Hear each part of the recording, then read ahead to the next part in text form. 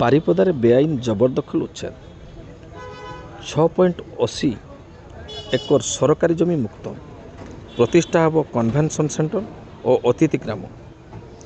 ବାରିପଦା ସହରରେ ଆଜି ଜିଲ୍ଲା ପ୍ରଶାସନ ପକ୍ଷରୁ ବେଆଇନ ଜବରଦଖଲ ଉଚ୍ଛେଦ ପ୍ରକ୍ରିୟା ଆରମ୍ଭ କରାଯାଇଛି।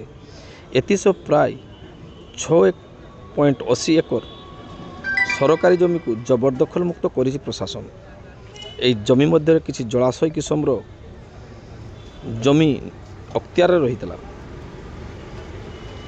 ଏହି ସରକାରୀ ଜମିକୁ ଖାଲି କରିବା ପାଇଁ 54ଟି ଘର ମାଲିକକୁ ଗତ ନଭେମ୍ବର-ଡିସେମ୍ବରରେ ନୋଟିସ୍ ଜାରି କରାଯାଇଥିଲା। ଏହାପରେ ପୁନର୍ବାର ମେ 15 ତାରିଖ ସୁଦ୍ଧା ଜମି ଖାଲି କରିବାକୁ ଶେଷ ସୁଯୋଗ ଦିଆଯାଇଥିଲା। ତଥାପି ଜମି ମୁକ୍ତ ନ ହେବାରୁ ନିର୍ଦ୍ଧାରିତ ସମୟସୀମା ପରେ ଆଜି ପ୍ରଶାସନିକ ଟିମ୍ ସେଠାରେ ପହଞ୍ଚି ଏହି ଉଚ୍ଛେଦ କାର୍ଯ୍ୟକ୍ରମକୁ ଗ୍ରହଣ କରିଛନ୍ତି। ଉଚ୍ଛେଦ କରାଯାଇଥିବା ଏହି ବିସ୍ତୀର୍ଣ୍ଣ ଜମିର ଆଗାମୀ ଦିନରେ ବାରିପଦା ପୌରପାଳିକା ଓ ସରକାରଙ୍କ ତରଫରୁ କନଭେନସନ୍ ସେଣ୍ଟର ଓ ଅତିଥି ଗ୍ରାମ ଭଳି ବିଭିନ୍ନ ଗୁରୁତ୍ୱପୂର୍ଣ୍ଣ ପ୍ରକଳ୍ପ ନିର୍ମାଣ କରାଯିବ।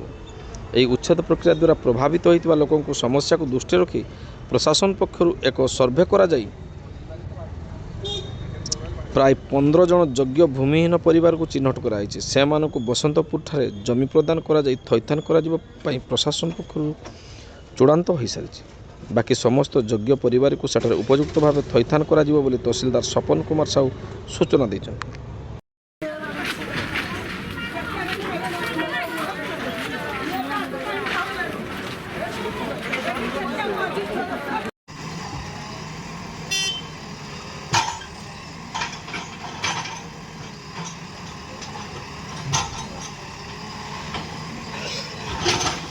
स्कैनर पठाई 4200 लगे पेट्रोल पंप 4200